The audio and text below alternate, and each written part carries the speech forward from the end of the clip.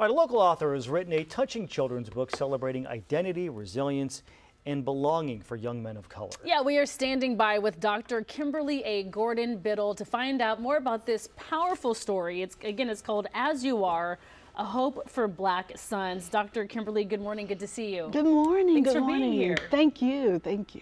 So for people who don't know, who are unaware, because this book is aimed at young black men, young black boys growing up, explain what made you write the book and why it's important and why their experience going through this world is different than a lot of people may realize. Okay. Yeah. So I have a son, and so he inspired me to write this book.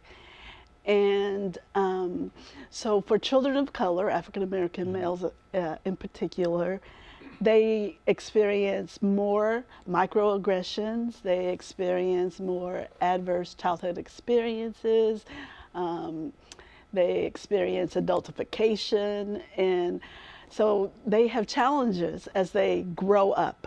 When they're little, they're really cute. As they grow up, then it becomes a different story. And so I wanted to help parents, all parents, but especially parents of children of color and black boys. And what you can do is like help them to be resilient, help them to have self-worth, and help them to build a sense of pride in themselves and be who they are, as you are. There are so many conversations, Kimberly, about, at what age do you start talking to your young black men about what it means to be black in America? Most people will say ASAP. As soon as they can understand words coming out of your mouth, that's when you start to have conversations. But I do feel like this book kind of aids, it helps with parents start that conversation. Yes, yes. This book is published by Imagination Press, which is an arm of the American Psychological Association. And so they wanted it to be written for that, to help parents talk to their son or their daughter even, children, as they're growing up if they have these experiences. And what is the story that's told in the book? The story is like a concept book, and it's a mom telling her son that she cannot control what's going to happen to him, but she gives him little tips about what to do and what to expect. And she's also affirming who he is and helping him to affirm who he is. Yeah, I'm so glad you said that. I actually have an excerpt here pulled up, and it says, "I can't control what the world will do, my child. So remember these words I say to you. Know you are good and worthy. Trust you have skills and are capable." Yes, yes.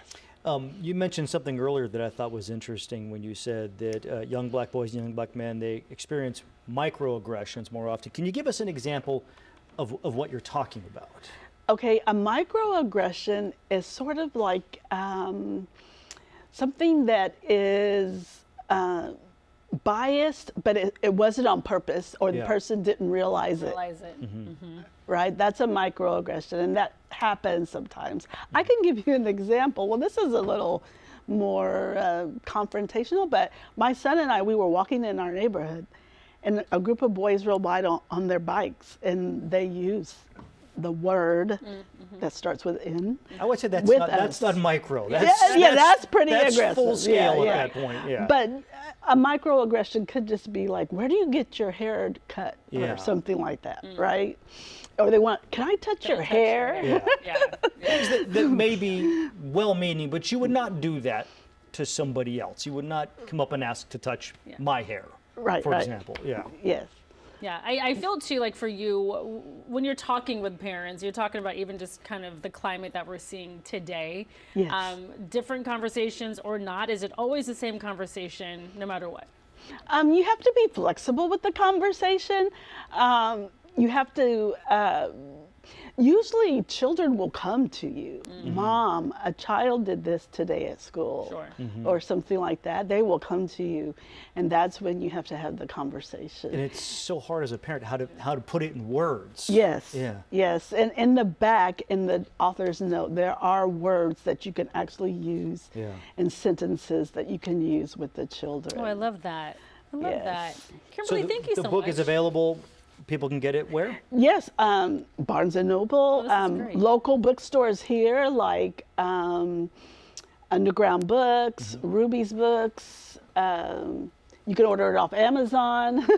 Yeah. Everybody seems to be doing it. These days. Yeah. Yeah, and there's any local bookstore. There's Seat at the Table. There's Perfect. East So- Village. Almost anywhere you want to buy books. Yes, Book. yes.